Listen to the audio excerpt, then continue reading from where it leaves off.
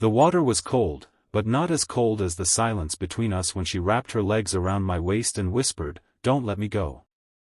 I had promised myself I would never see her again after everything that happened with her brother, and yet there I was, standing chest-deep in a public pool, holding the one person who could destroy the fragile peace I had built for myself.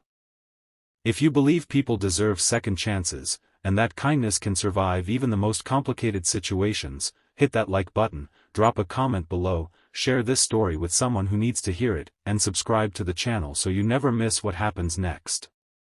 My name is Daniel, and 3 years ago I was engaged to a woman named Erica.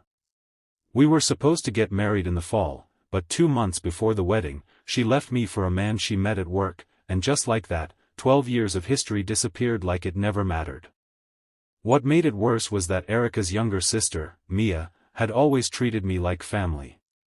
She used to call me before I called Erica, just to talk about her day, her classes, her fear of water that she never quite grew out of. When the engagement ended, I lost more than a fiancée. I lost a sister I never had. For 2 years, I didn't hear from Mia.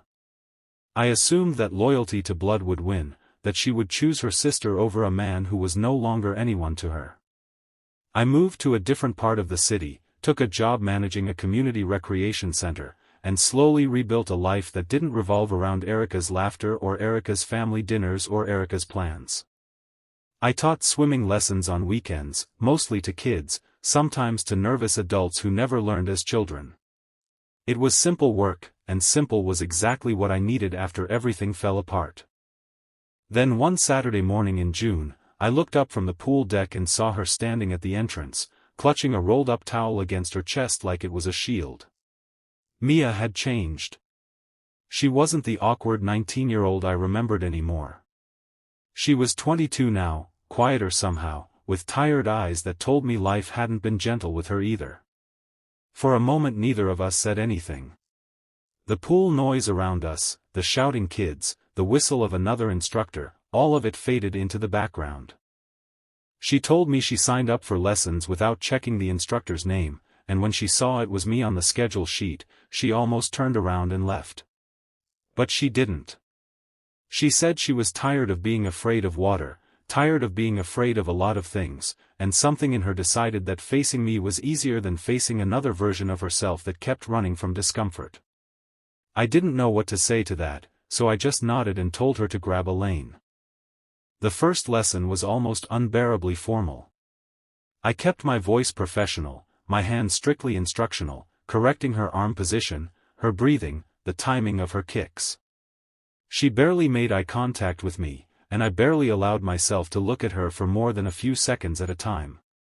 There was too much history sitting quietly between us, too many unspoken questions about Erica, about the wedding that never happened, about why Mia had disappeared from my life exactly when I needed familiar faces the most.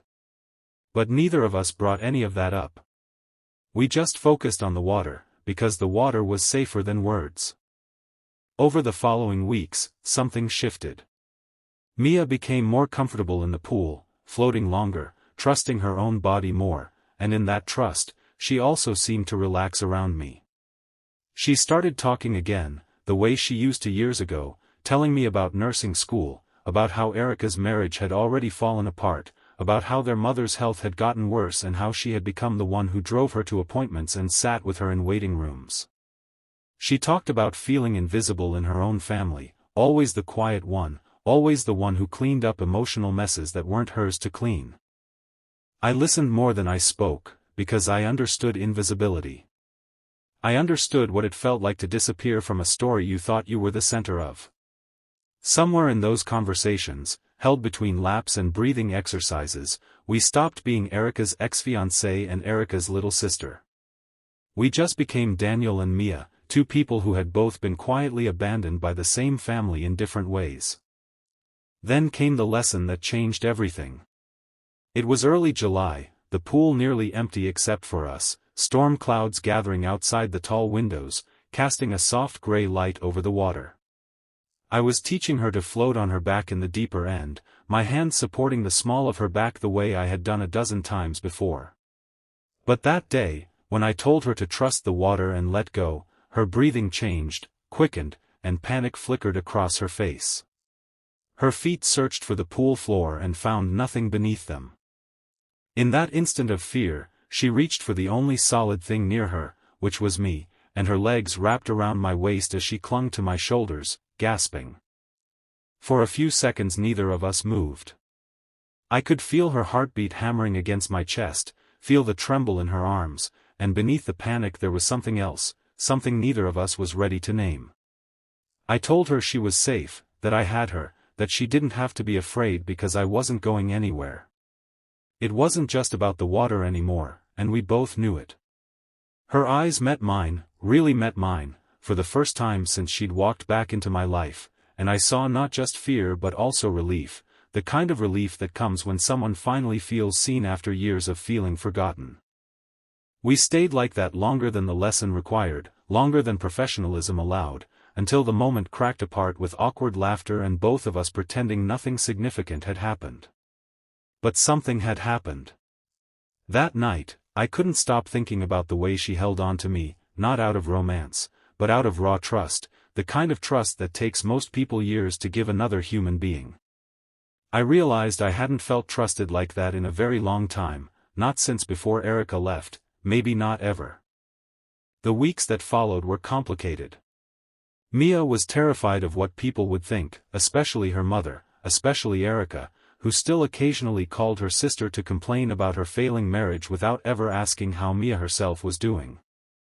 I understood her fear. I carried my own guilt, wondering if what I felt for her was genuine or just an echo of loneliness looking for somewhere familiar to land. We had long conversations after lessons, sitting on the pool deck with towels around our shoulders, talking honestly about grief, about family loyalty, about whether two people who had both been quietly erased by the same woman could build something real without that history poisoning it. There were nights I almost convinced myself to pull away completely, to protect both of us from a mess neither of our families would understand. But every time I saw Mia in the water, more confident, more alive, swimming lengths she never thought she could complete, I saw a version of healing I hadn't expected to witness or be part of.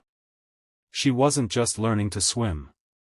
She was learning that she deserved to take up space in her own life, that she didn't have to shrink herself to keep peace in a family that had never truly protected her either. If this story is touching your heart right now, please take a moment to like this video, leave a comment sharing your thoughts, and subscribe if you haven't already, because stories like this deserve to be shared with people who still believe healing is possible even after heartbreak. Eventually, Mia told her mother the truth, gently but firmly, and though the conversation was tense, it didn't end in the explosion she feared.